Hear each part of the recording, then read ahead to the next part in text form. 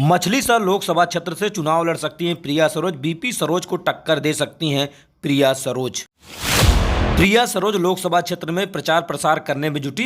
BJP सांसद की 2024 में मुश्किलें बढ़ सकती हैं। प्रिया सरोज के मैदान में आने से सांसद बीपी सरोज की मुश्किलें बढ़ी। 2019 लोकसभा चुनाव में 181 मत से चुनाव जीते थे। प्रिया सरोज पेशे से अधिवक्ता हैं। दिल्ली में शिक्षा दीक्षा ली और लोकसभा चुनाव की तैयारी में ताल ठोक सकती हैं।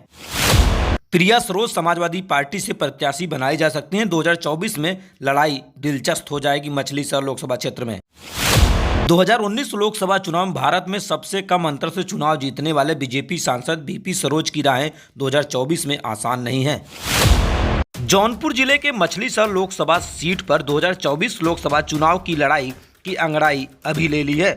जिस तरीके से प्रिया सरोज ने लोकसभा क्षेत्र में चुनाव लड़ने की ताल ठोक दी है, वहीं बीजेपी सांसद बीपी सरोज की राहें 2024 में आसान नहीं है।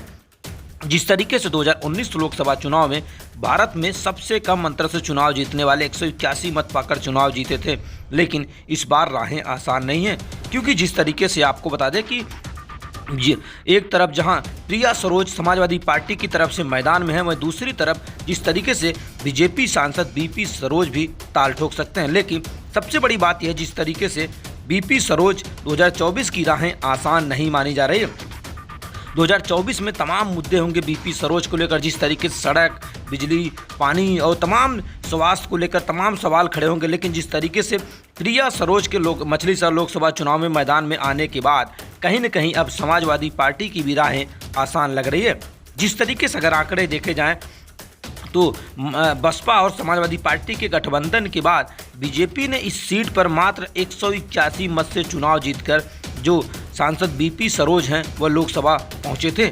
लेकिन इस बार लड़ाई दिलचस्प हो जाए। जिस तरीके से पेशे से अधिवक्ता प्रिया सरोज, और आपको बता दें कि केराकत विधानसभा के सपा विधायक तूफानी सरोज की बेटी हैं और इस बार मैदान में ताल ठोकने को लेकर लगातार दिलचस्प हो गई हैं, क्योंकि लगातार प्रचार प्रसार करने में जुटी हैं।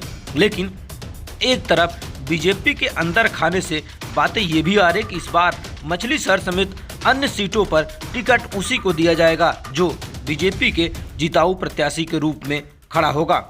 और इसीलिए कहीं न कहीं राहें आसान नहीं है सांसद बीपी सरोज के लिए, क्योंकि प्रिया सरोज के मैदान में आ जाने के बाद सांसद बीपी सरोज की राहें आसान नहीं है।